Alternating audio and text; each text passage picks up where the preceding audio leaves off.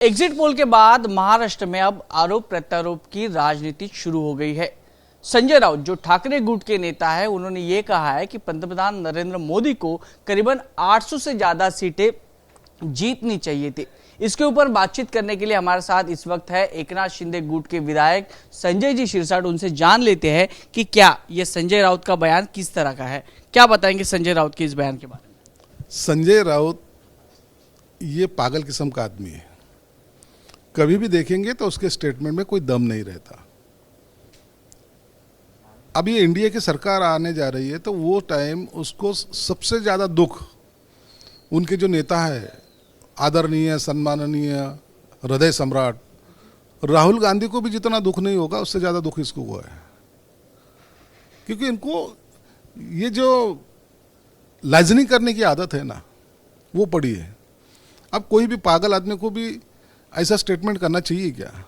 लोकसभा की सीट 548 और ये जा रहा है 800 पे, तो इसके दिमाग पे थोड़ा असर हुआ है और ऐसे पागल लोगों से अपन भी बच के रहना चाहिए।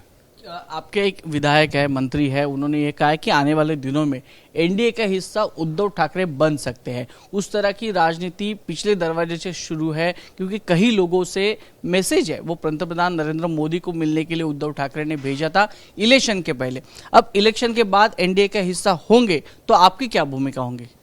देखिए, उबाटा गठ को जो उन्होंने अलायंस किया था, वो अलायंस को जो सपोर्ट होना चाहिए वो ना कांग्रेस ने दिया है ना शरद पवार साहब ने दी है।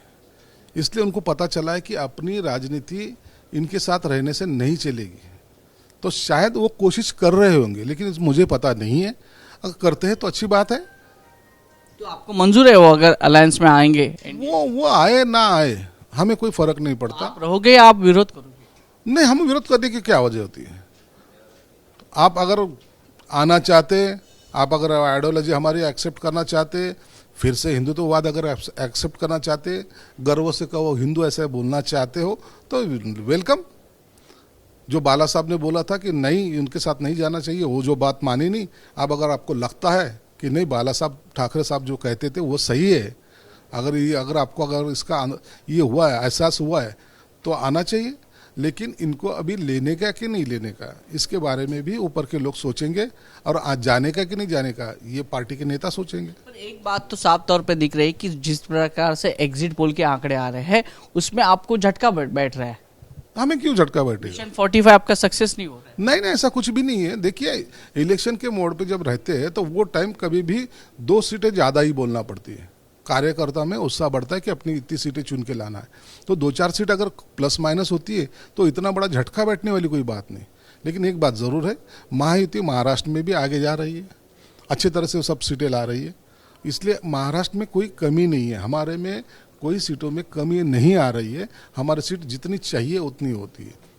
देश में एनडीए की सरकार बन रही है तो साफ तौर पे दिख रहा है। क्या आने वाले दिनों में आपके अगर सांसद जीत के आते हैं तो वो मंत्रिमंडल में रहेंगे? नहीं, वो तो बात की बात है।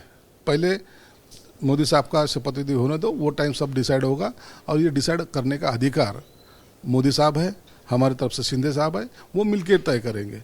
इसलिए सत्ता में कितना सीट मिलेंगी, कौन मंत्री होगा, इसके बारे में आज चर्चा करना उचित नहीं है। बहुत बहुत शुक्रिया हमारे साथ बातचीत करने के लिए। तो ये थे एकनाथ शिंदे के विधायक और यहाँ के प्रवक्ता संजय जी शिरसाट। इन्होंने साफ तौर पे कहा है कि अगर एनडीए की सरकार में उद्धव ठाकरे आना चाहते तो उनका स्वागत रहेगा, लेकिन उस समय पे उनको हमारी आइडियोलॉजी है वो एक्सेप्ट करनी पड़ेगी। तो देखना ये होगा अभी उद्धव ठाकरे की भूमिका क्या होगी। कैमरा पर्सन सचिन शिंदे के साथ वैभव परब, एबीपी न्यूज, मुंबई।